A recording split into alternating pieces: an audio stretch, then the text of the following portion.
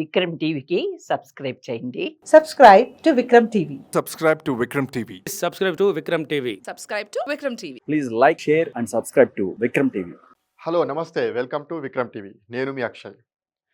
ఈరోజు మన గెస్ట్ చాలా కాలం కిందట కొంతమంది తెలిసి తెలియకనో లేకపోతే అక్కడ ఉన్నటువంటి పరిస్థితుల వల్లనో భూ పెత్తందారులు భూస్వాముల యొక్క ఆగడాలను తట్టుకోలేకనో వాళ్ళను ప్రశ్నించేందుకు అడవి బాట పట్టడం జరిగింది. అలా అడవి బాట పట్టిన తర్వాత అక్కడ ఉన్నటువంటి పరిస్థితులకు ఇమడలేక, పార్టీ ఒత్తిళ్లను తట్టుకోలేక, లేకపోతే కుటుంబ కారణాలు, వ్యక్తిగత కారణాల వల్ల మళ్ళీ జనజీవన స్రవంతిలో కలిసిన వాళ్ళు కూడా ఉన్నారు. అలా అడవి బాట పట్టి జనజీవన స్రవంతిలో కలిసిన వాళ్ళలో బత్తుల సిద్ధేశ్వర్ గారు ఒకరు.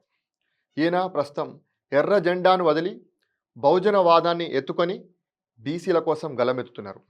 ప్రస్తుతం తెలంగాణ రాష్ట్రంలో బీసీ కులగణన, బీసీ రిజర్వేషన్లు, ఇదంతా కూడా అంశం అనేది కూడా తెలంగాణ రాష్ట్రంలో ఒక హాట్ టాపిక్గా, ఒక రాజకీయ పరిణామాలను కూడా మార్చేంతగా ఇవాళ బీసీ వాదం అనేది తెలంగాణ రాష్ట్రంలో నడుస్తుంది.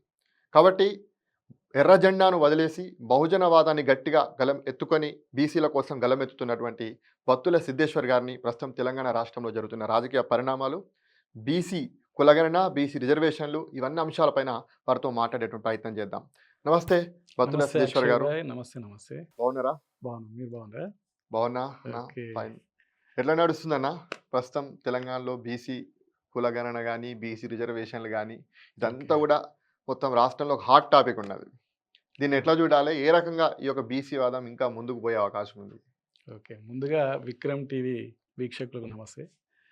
ఇవాళ గతంలో ఎన్నడూ లేని విధంగా తెలంగాణలో బీసీ ఉద్యమం నడుస్తున్నది. అవును. ఇవాళ పరిస్థితి ఏంటంటే బీసీ ఉద్యమాలు ఒకదానికోటి సంఘాలే, ఒకదానికోటి కాంపిటేటివ్. అవును. ఖచ్చితంగా ఇవాళ తెలంగాణలో వచ్చిన బీసీ ఉద్యమం దేశ బీసీ ఉద్యమానికి దిశానిర్దేశం చేస్తుంది.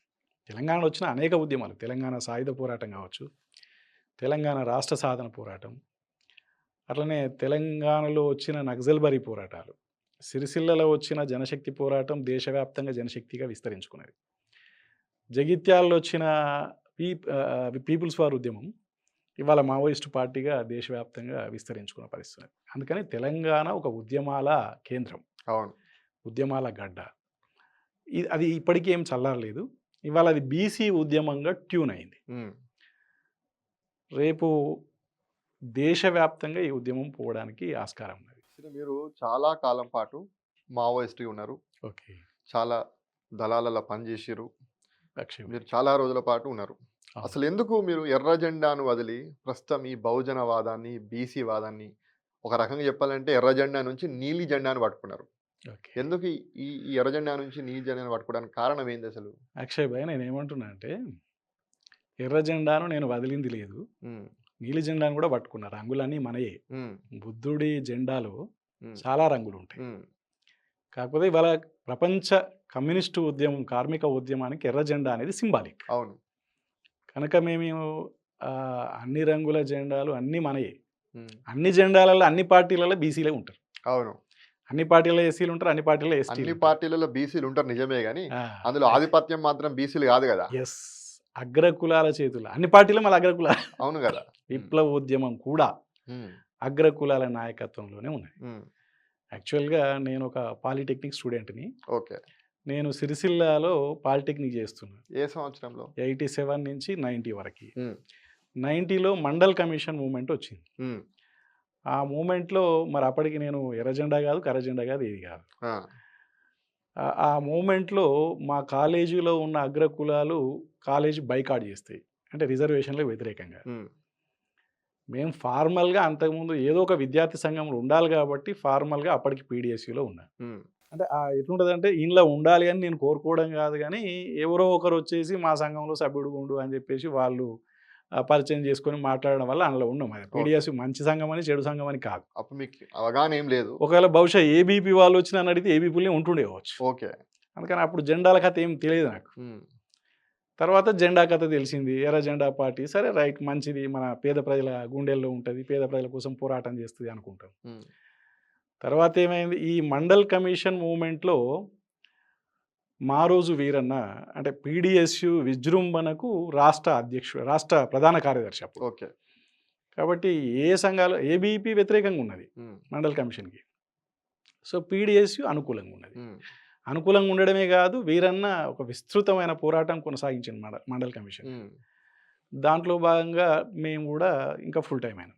మా కాలేజీలో ఏమైంది, రెడ్డిలంతా కలిసి నా మీద దాడి చేశారు. నేనేమో కాలేజ్ బైకాట్ చేయొద్దు, క్లాస్ నడిపించాలని నేను ప్రయత్నం చేసిన. వాళ్ళేం కాలేజ్ బైకాట్ చేయాలనుకున్నారు. అట్లా బైకాట్ చేయాలంటే క్లాస్ నడిపిస్తుండు కదా అని వాళ్ళు నా మీద వచ్చి దాడి చేసి విపరీతంగా కొట్టిండ్రు. ఒక ఆయన సూర్యప్రకాష్ రెడ్డి, రంజిత్ రెడ్డి, ఇంకా రెడ్డి మూట ఒకటి ఉండే. మండల్ కమిషన్ నివేదికకు ఏదో రిపోర్ట్ వ్యతిరేకంగా వాళ్ళు వ్యతిరేకంగా బైకాట్ అంటే కాలేజీ మొత్తం క్లోజ్.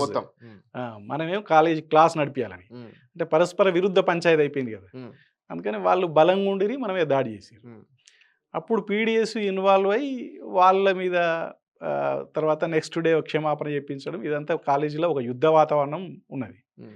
దాంతో పీడిఎస్లో నేను ఫుల్ టైం ఉద్యమకారుడుగా వచ్చిన. తర్వాత దళం దగ్గరికి పోయి క్లాసులు విన్నాం. ఈ దేశంలో నిచ్చెన మెట్ల కుల వ్యవస్థ లేదా వర్గ వ్యవస్థ ఇదంతా ఉన్నది, సమాజం, మంచి సమాజం. ఎందుకంటే మనం పేదరికంలో ఉంటే ఒక బీసీ కులం నాకు, కాబట్టి మంచిదే కదా, కుల అసమానతలు పోవాలి, వర్గ అసమానతలు పోవాలి అని అట్లా మేము విప్లవోద్యమంలో స్టార్ట్ అవ్వాలి. అట్నుంచి అక్కడ కొంతకాలం ఉన్న తర్వాత సిరిసిల్ల ఏరియాలో, అక్కడి నుంచి చిన్న కోడూరు అంటే సిద్దిపేట ఏరియా, ఇప్పుడు కేసీఆర్ విద్యార్థి దశ నుంచి డైరెక్ట్ గా మీరు మావోయిస్ట్ పార్టీలో జాయిన్ అయిపోయారు. అండర్ గ్రౌండ్ అంటే మావోయిస్ట్ పార్టీ అనే పేరు లేదు, కానీ అప్పటికి అన్ని విప్లవ ఉద్యమాలు, విప్లవ పార్టీలు, అందులో మాది Janashakti party, okay, people's war party. తర్వాత సిద్ధాంతం వచ్చేసి ఎంఎల్ఎం అంటే మార్క్సిజం, లెనినిజం, మావో ఆలోచన విధానం లేదా మావోయిజం. అట్లా మేము నేను అండర్ గ్రౌండ్ పోయినా. చిన్న కొడూరు ఏరియా, సిద్దిపేట ఏరియాలో అంటే కేసీఆర్ నియోజకవర్గం, అక్కడ నేను ఉద్యమంలో అండర్ గ్రౌండ్ పనిచేయడం జరిగింది. ఆ పని చేస్తున్న క్రమంలో మేము ఏదైతే రెడ్డిలతోటి వ్యతిరేకంగా అంటే రెడ్డిలతో మాకు ఘర్షణలో ఈ రెడ్డి పెత్తనం వద్దని మేము ఉద్యమంలో పోతే, మళ్ళీ గ్రామాలలో పోతే విప్లవ పార్టీకి భోజనం పెట్టేది, షెల్టర్స్ ఇచ్చేది, కాపాడుకునేది ఎస్సీబీసీలు, ఎస్టీలు కూడా. కానీ ప్రతి ఊర్లో రైతు కూలీ సంఘం ఉంటే రైతు కూలీ సంఘం మా పార్టీకి అనుబంధం అది. ఆ రైతు కూలీ సంఘానికి అధ్యక్షులుగా ఈ రెడ్డి, ఆ రెడ్డి, ఎల్లారెడ్డి, మల్లారెడ్డి, మళ్ళా వాళ్ళే అధ్యక్షులు. దళంలో కూడా రైతు కూలీ సంఘాలు, గ్రామాలలో ఉండే రైతు కూలీ సంఘాలు. అయితే అక్కడ దెబ్బలు, భోజనం పెట్టినందుకు దెబ్బలు పడతాయి ఎస్సీబీసీలకు, షెల్టర్స్ ఇచ్చినందుకు వీళ్ళకి దెబ్బలు వెళ్తాయి. కానీ సంఘం అధ్యక్షులుగా మళ్ళీ ఆ ఊర్లో విప్లవోద్యమం తరఫున కూడా పెత్తనం చేసేది మళ్ళీ రెడ్డిలే.